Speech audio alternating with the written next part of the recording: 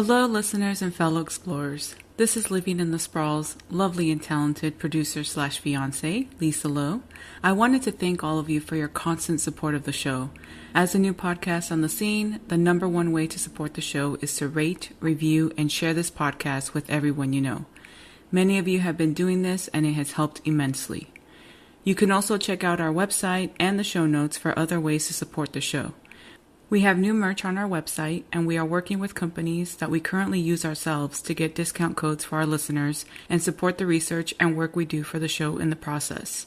These companies include Every Table Meal Delivery Service, which offers delicious, cost-effective meals delivered straight to your door.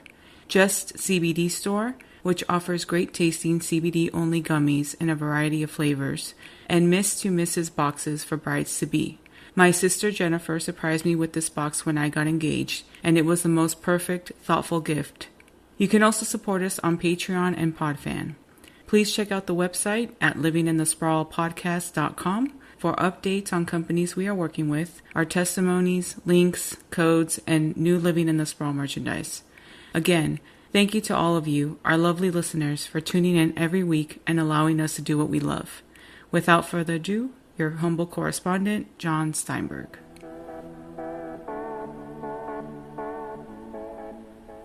Hello, and welcome to another installment of Living in the Sprawl, Southern California's most adventurous podcast.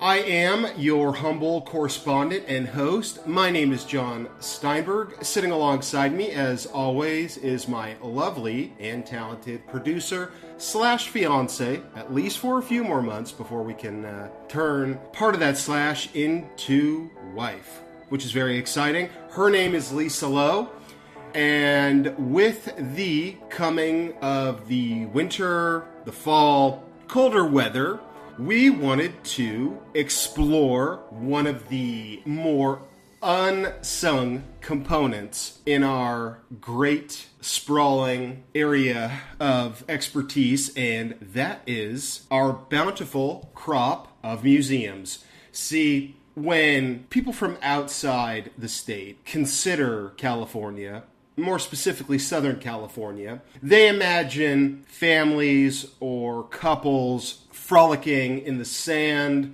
before hopping into the Pacific Ocean for a quick dip. They envision families with red and white tablecloths spread across the grass at a local park enjoying a festive picnic. They see the average temperature of the weather and imagine that all of Southern California's best attributes can be found outdoors. Alas, we are here to prove that is a falsehood.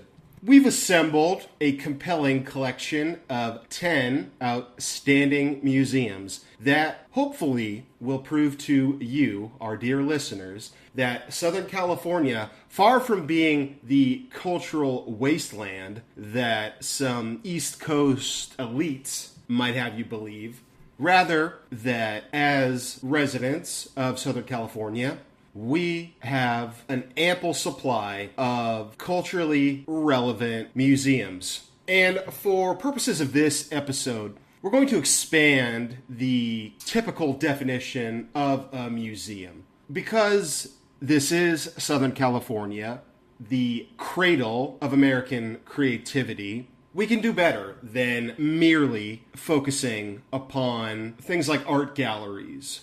So you aren't going to find the blah, blah, blah, blah, blah Museum of Art here. It's not particularly unique. You can find those in pretty much any American city across the country. No, dear listener. What we have is a collection of unique odes to that most important of California attributes, innovation. So, where to start? Now, in truth, I didn't want this to be exclusively a city-based collection. For obvious reasons, many of America's best museums are often found in larger population centers. So, no matter how hard you try, you will inevitably find yourself coming back to a few museums that are within city boundaries. But I feel confident that inside this list, there are some genuinely inspiring diamonds in the rough. So, let us begin. At number 10, let's head to the Inland Empire.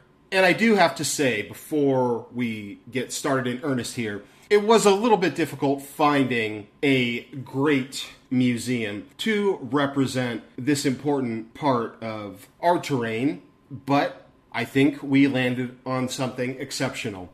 So, at number 10, the Planes of Fame Aviation Museum in the city of Chino. Your humble correspondent and host, along with his lovely and talented producer slash fiancée, had an opportunity to visit this wonderfully charming museum about a month ago. It's one of maybe half a dozen aviation-related museums that can be found in different places across the Southland. There's the Western Museum of Flight in Torrance. There's a number of such examples. This collection of some pretty fantastic airplanes is housed at the Chino Airport. The museum was established in 1970, originally in the nearby city of Ontario, and I would say the real jewel of this particular collection is, I'm not going to use the technical term, I'll just kind of call it what any person outside of an aviation expert would call it. They are one of the only museums in the world that actually has a Japanese fighter plane from World War II. So, the planes that we associate with kamikaze pilots and all of that, one of those was spared so that we could take a look at it with our own eyes and appreciate the role that this old ode to aviation played in the dramatic escalation and subsequent culmination of the Second World War. There's a really fun American fighter plane that customers have the opportunity to actually sit inside of with a replica sort of machine gun situation where children or whomever can reenact what it might have been like for Air Force enlistees during World War II. It's going to be hot in Chino for at least 9 months of the year, but if you happen to visit the Planes of Fame Museum in one of the cooler months, you won't notice the lack of air conditioning. And who can really quibble with any of that when you have the distinct honor of feasting your eyes upon some of the greatest examples of American innovation that we have on display within our midst, from fighter planes straight out of Top Gun to stealth bombers and everything in between. This is a really impressive museum in one of the more unexpected parts of Southern California. So, at number 10, if you do find yourself within the realm of the Inland Empire, fear not, dear listener. The Planes of Fame Museum has all of your cultural wants and desires covered in great detail. And that's why we began our journey in Chino. At number 9, the Richard Milhous Nixon Presidential Library in that greatest of Orange County cities, Yorba Linda. Originally envisioned as part of the Duke University campus in Durham, North Carolina, where Nixon attended law school, the museum wound up being established in Yorba Linda due to an unexpected backlash that followed the announcement of a proposed Nixon library at Duke University. So, scratch that, new plans, let's go to where it all began. And thus, the seeds of the Richard Nixon Presidential Library were born. For the library stands on land adjacent to where the American president was actually born. Moreover, the house where he was born is accessible to the public because it's right there within the grounds of the Nixon Library. Now, this is obviously not a political show. My political feelings and those of my lovely and talented producer slash fiancé are not important to anything that we do here on this particular podcast.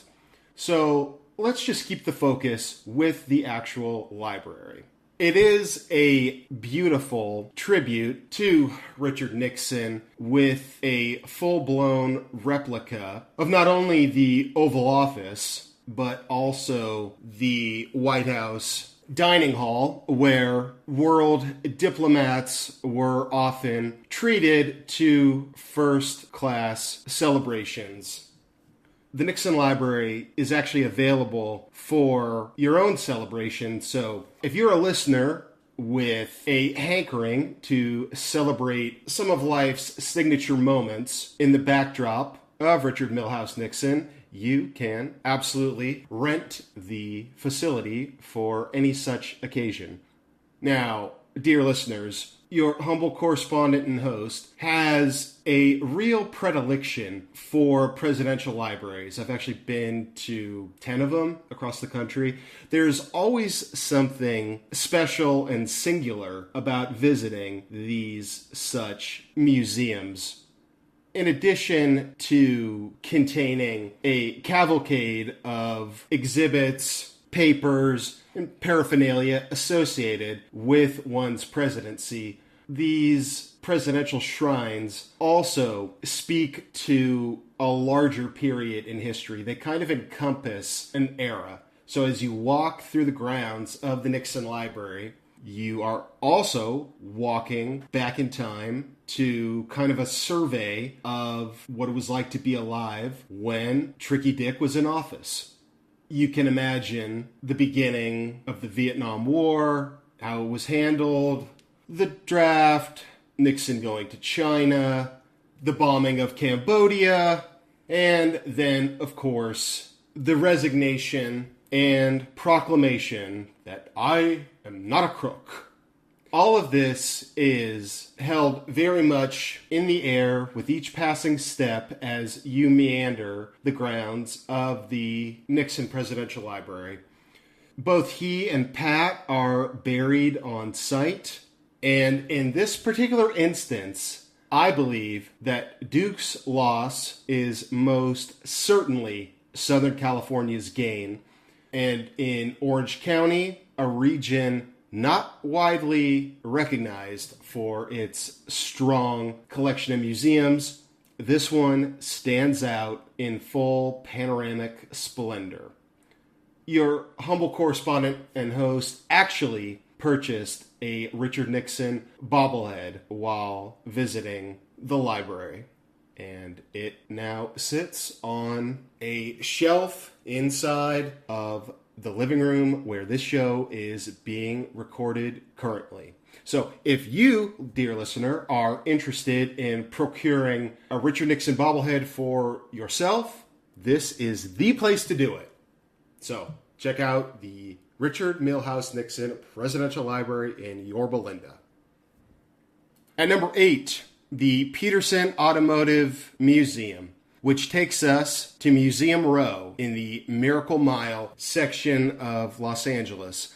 This being located at the intersection of Fairfax and Wilshire.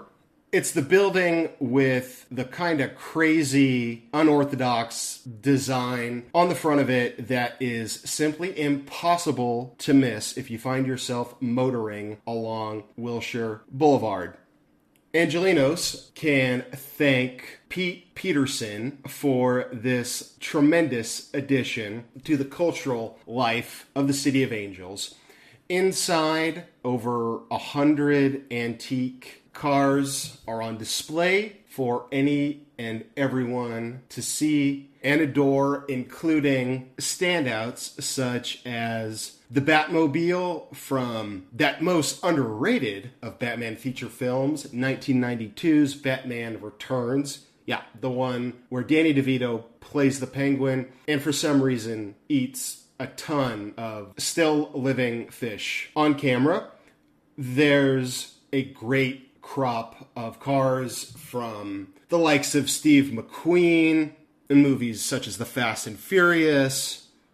I had the great fortune of visiting a museum with my father a couple years back, and we both marveled at many of the vehicles that we both recognized from movies we would watch together while I was growing up. Now, an automotive museum is not necessarily a great example of Southern California's creativity. You can find automobile museums as far as the eye can seemingly see with respect to the United States. It does feel as if every state has at least 4 different automotive museums that basically exist because people want to show off their old cars. They say, hey, we got this old Chevy, check it out. And so they create a place for those automobiles to be seen. But this being the home of the entertainment industry, the Peterson Automotive Museum is chocked full of incredible vehicles that you will undoubtedly recognize from some of your favorite movies. And I found it interesting with a few folks that I researched for this list, like Pete Peterson, whose birth name was Robert, but everyone called him Pete. In addition to being an avid automobile collector and enthusiast, he made his fortune as a magazine tycoon. Which, how about that for the 2020s? A magazine tycoon. That is not something that exists anymore. But he was the founder of popular publications such as Hot Rod and, most notably, in my opinion, Tiger Beat. That magazine which existed so pre-pubescent girls could ogle pictures of their favorite teen idols, your Leif Garretts and whatnot. That was all because of Pete Peterson, whose name is associated with the best automotive museum in Southern California. And that's why it's here at number 8. At number 7, let's get weird. Let's go to the Museum of Death on Hollywood Boulevard, because, of course, it's on Hollywood Boulevard. Originally, the museum was located in San Diego, but after its founders sought to amass a large collection of items taken from the scene of the Heaven's Gate mass suicide, their landlord said no dice, and they were evicted. And in 1999, the museum found a home on that most distinctive of American boulevards, the one named Hollywood.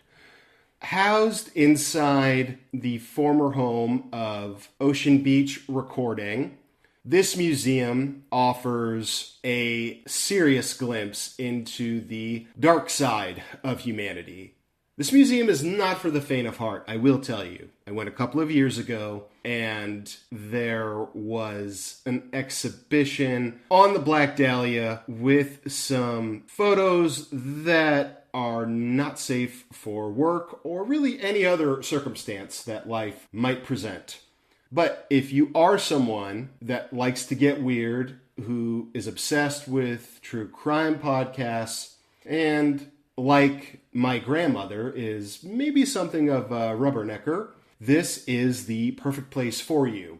Inside, they have everything from actual drawings by John Wayne Gacy to crime scene photos from the Nicole Brown and Ronald Goldman murders, and, of course, the beds from the San Diego home where the members of Heaven's Gate did commit mass suicide.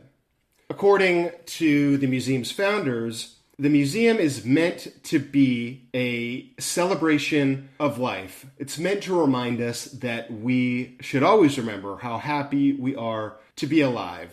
It's certainly one way to look at it. But I haven't found any museum in the world quite like this one, although there is a second branch of the Museum of Death that's located in New Orleans, which I haven't been to. But speaking on behalf of the one located on Hollywood Boulevard, I can tell you that this is an experience like no other. And if you're someone who enjoys a dalliance with the macabre, this is where you should go. So, number 7, the Museum of Death. At number 6, let's go to Fresno and tap into some truly unbelievable subterranean art. I am talking about the underground gardens. This isn't the technical title, and this is one such example where we are expanding upon the conventional definitions of a museum, but this tribute to human beings' capacity for creativity will take any visitor's breath away. This was built in Fresno from 1906 through 1946 by an Italian visionary, a Sicilian, who wanted to see if he could establish a way to live underground. Fortunate for Southern California residents and those visiting the area that you have the capacity to investigate a man's life's work. Below the surface, 65 rooms exist with a breathtaking combination of flora and fauna that you would absolutely never imagine could exist underneath the city of Fresno. And yet it does. Without question, if you ask anyone who's ever lived in Fresno what to visit, what to check out while they're in town, this is the first place they will tell you to go. It's a really special place that had a bit of a Carlsbad cavern vibe to it, except that the mission statement was completely different. This wouldn't exist without genuine innovation, and though it's not a conventional brick and mortar museum, I believe that the Underground Gardens absolutely qualifies and is entirely worthy of a visit if you find yourself in the San Joaquin Valley. A real hidden gem, the Underground Gardens of Fresno. At number 5, the Broad, not the Broad, the Broad in downtown Los Angeles. This outstanding artistic cathedral was originally proposed to be built at the intersection of Santa Monica and Wilshire, which is squarely inside the 90210. And if that original plan had indeed come to fruition, I'm quite sure this museum would, not only would the museum be absent from the list, it wouldn't have even merited consideration. But its location, adjacent to the Frank Gehry designed Walt Disney Concert Hall, and presence in a downtown that, with the effort of many, many citizens, has undergone a dramatic revitalization in the last 15 years, puts it in our crosshairs. In reading about Eli Broad, his story reminded me of a quintessential American, and I hate phrases like this, but you'll know what I'm talking about when I use it, so I'll just use it for the sake of convenience. A rags to riches story. For the ages, actually. This is a gentleman from Michigan. He went to Michigan State, and after a couple other careers, found himself in charge of an enormous life insurance company that he sold for millions and millions and millions of dollars. And then he actually took the fortune that he amassed, put his money where his mouth was, dedicated his twilight years to overseeing a cultural renaissance in the City of Angels. A rabid art collector, Mr. Broad commissioned the building of a contemporary art museum to house a cornucopia of amazing artifacts. So inside the Broad, I'll tell you a couple of highlights. You got to start with the odd Jeff Koons piece, Michael Jackson and Bubbles. This is a life-sized porcelain statue of the King of Pop sitting on a bed of flowers with his pal, the chimpanzee, Bubbles. Your humble correspondent and host is the type of individual who rolls his eyes every time an art gallery or museum props up a 400-year-old portrait of a Spanish noble. The portraits and landscape paintings are nowhere to be found inside the Broad. It's avant-garde, slightly strange, and completely at home in the city of Los Angeles. Pieces from Andy Warhol, Roy Lichtenstein, and the iconic Norms on La Cienega on Fire by Edward Rausch are all housed inside this contemporary art palace. I'm thrilled that Los Angeles was the beneficiary of a true altruistic gentleman. Eli Broad is that rare philanthropist who actually doesn't seem to be hiding anything or overcompensating for anything, but genuinely appears to have wanted to make an impact on the city that he loved so much for generations and generations to enjoy long after his own passing. Additionally, you know we love a good culinary discussion here at Living in the Sprawl. So if you find yourself en route to the Broad, plan ahead so that you can have a meal at the on-site restaurant Odium, which comes to us by way of celebrity chef Tim Hollingsworth, who cut his teeth at the French Laundry in Northern California before competing on a host of culinary competition shows. A great Saturday would be lunch at Odium, followed by a memorable trip to the Broad. At number 4, the Ronald Reagan Presidential Library in Simi Valley. Now, I did mention that I have a passion, a thing, you might say, for presidential libraries. And of the two within the scope of our purview, this is the superior one. This is actually the largest presidential library of the 12 in the United States. But like the Richard Milhous Nixon Library, the existence of the old Gippers Museum didn't go off without a hitch.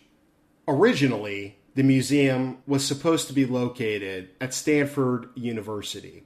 But alas, after a backlash and perceived idea that if Stanford were to house the museum, it would in some way be a sort of seal of approval for Reagan's presidential policies, there was a backlash to the idea for political reasons. And so Simi Valley was selected to establish the home for America's 40th president.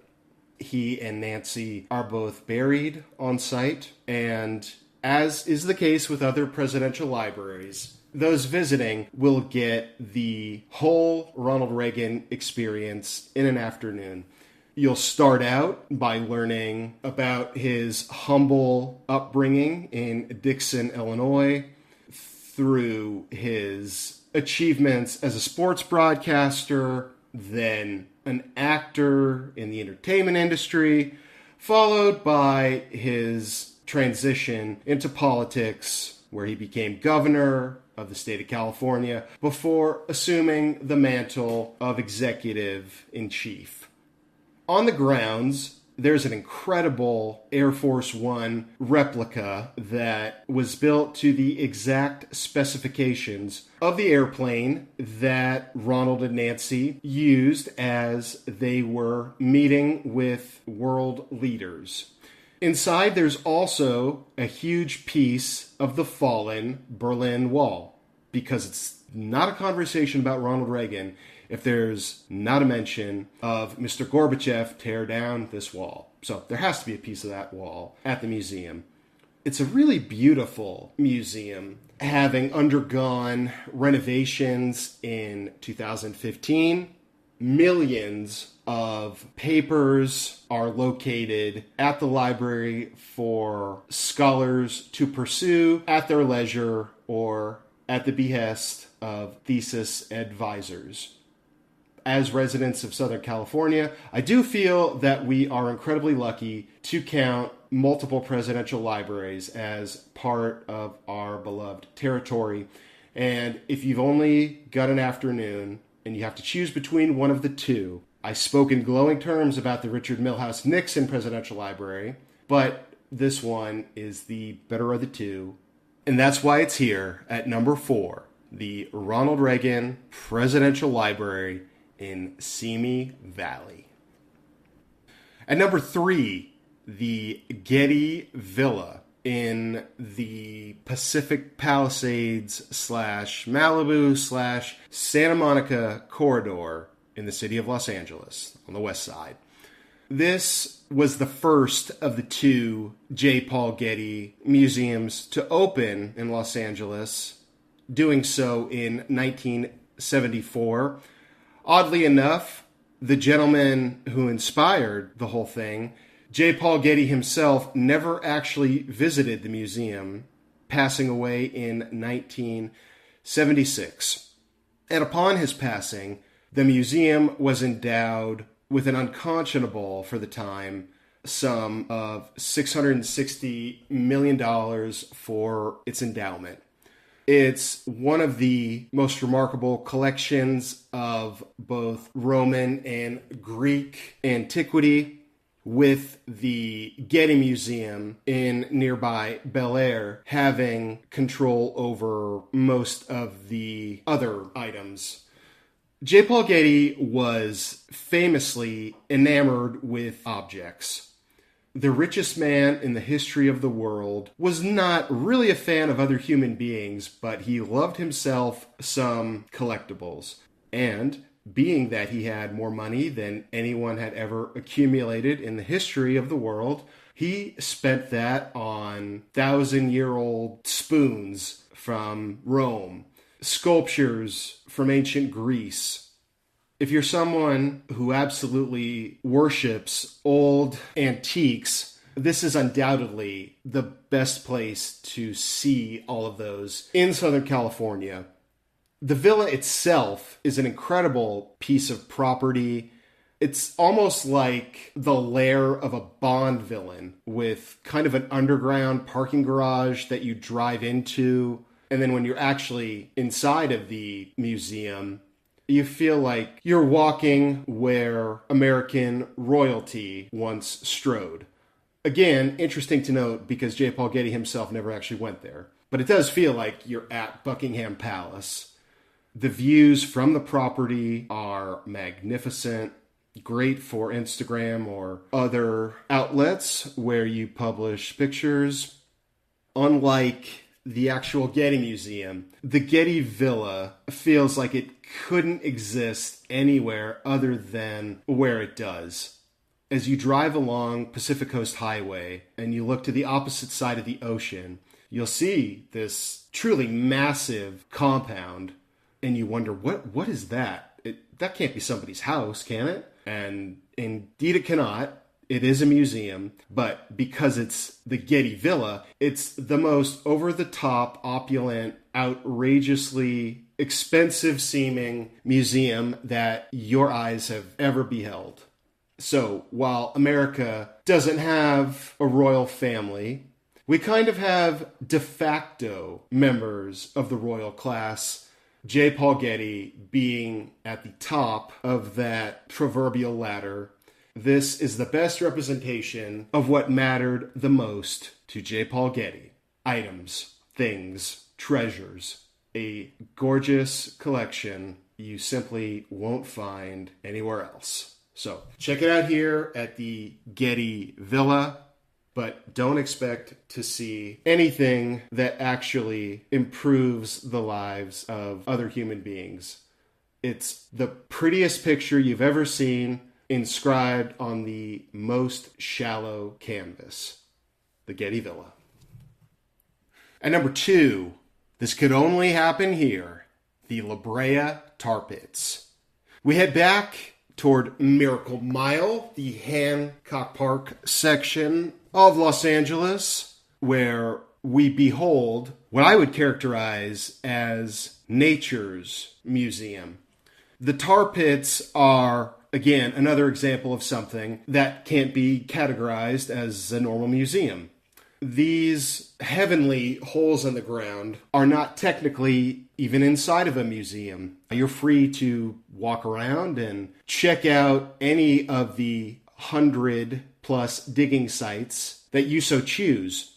But the reason why the La Brea Tar Pits are so high on this list is because every once in a while, we as human beings, I think, need reminders of nature's power. Yes, bones and fossils from dire wolves and woolly mammoths, those have been found, and those grab much of the press. But the mere existence of these tar pits is kind of a testament to the ongoing process that we're all participating in as human beings. You can see with your own eyes examples of life having existed here thousands and thousands and thousands of years before the advent of smartphones, for example.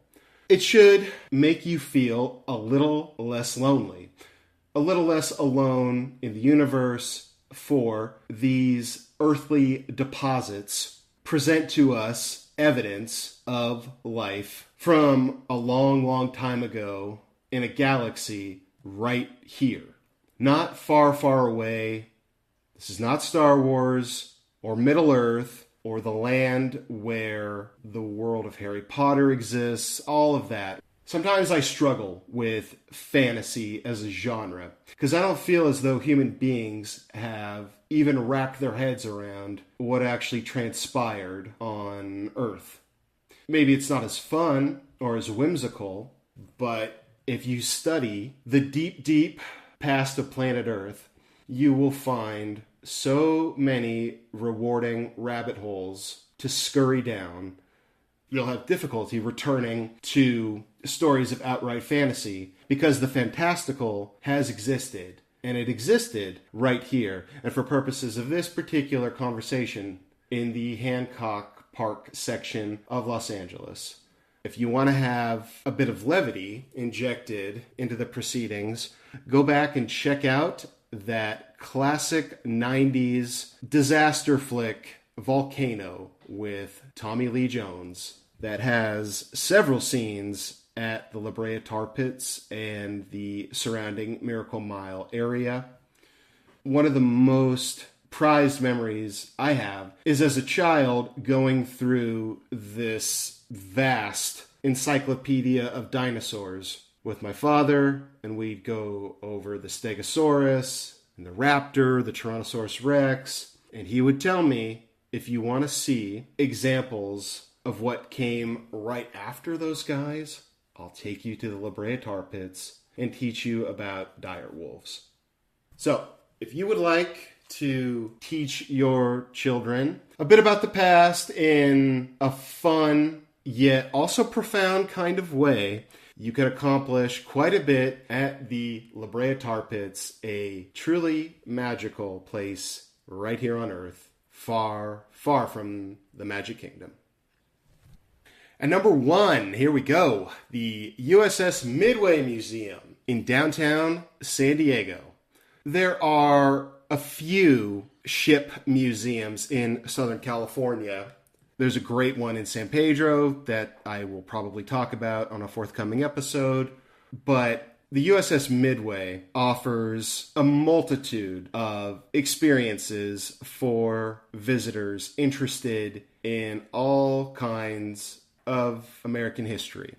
And the most fun part of the whole thing might very well be a Top Gun-inspired flight simulator. You have the ability to sit inside of a cockpit with a co-pilot as you navigate your way through a battlefield in the sky.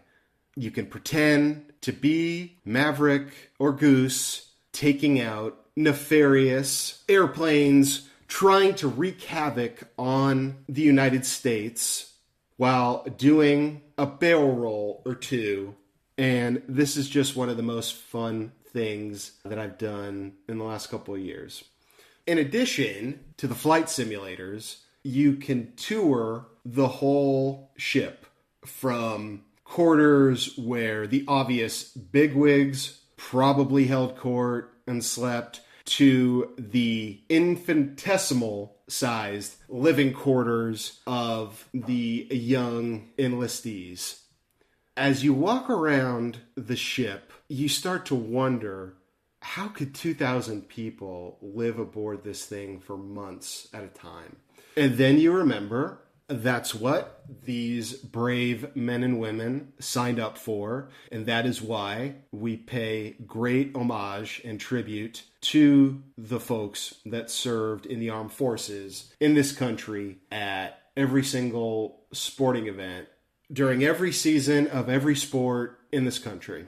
Speaking of sports, in 2012, there was a game that I remember watching between San Diego State and Syracuse University that was played aboard the aircraft carrier. The USS Midway is bigger than a lot of smaller cities that I've passed through over the course of my life. It's almost incomprehensible how massive it truly is. And as you walk from level to level, quarter to quarter, it does feel like you're going to be walking forever with no end anywhere in sight. It's a testament not only to the United States military, but also to the country as a whole itself. The great promise of the United States of America and all of those who have fought valiantly to defend it, all of that is readily palpable as you amble throughout the cabins on board the USS Midway. A genuinely special place with that expected scenic San Diego coastline hovering in the background. The USS Midway is a miracle of human innovation, and I couldn't be happier to say that we have it inside of our very own beloved Sprawl.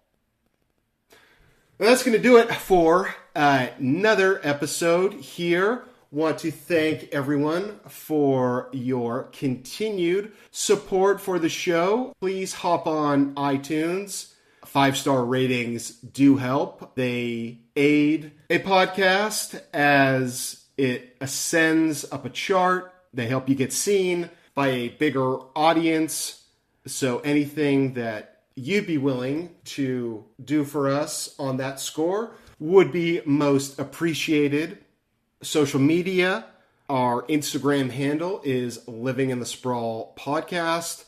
We love corresponding with any and all of our wonderful listeners. So please write us with suggestions for episodes, topics for episodes that you would like to see covered on the program, or any other words of wisdom, questions, comments that you might have. Please direct those to us at livinginthesprawl.podcast@gmail.com. Wanted to remind everyone again about our fantastic collection of new merchandise that we have available for purchase on our website. Those spectacular mugs, those are available. You can get yourself or someone that you love a nice mug with our great logo scrawled across the front of it. And now we have stickers. So if you're interested in, maybe it could be for the fridge or a backpack or cell phone or wherever it is that you would like to put a sticker to remind yourself that Living in the Sprawl is there for all of your Southern California concierge type needs, you can get those on our website. Oh, and we have, for our fantastic Patreon supporters, recently published our first episode. It's the 5 best Southern California burgers. You can only hear it if you are a Patreon supporter. It's basically a cup of coffee. So if you would like to hear that, and the next episode is going to be favorite places to get seafood in Southern California, you can only hear that exclusive content by becoming a Patreon supporter. And we love any and all of you for doing so. So, on behalf of my lovely and talented producer slash fiance, Lisa Lowe, my name is Jon Steinberg, your humble correspondent and host, thanking you again for hanging out with us here at Living in the Sprawl, Southern California's most adventurous podcast. Until next time.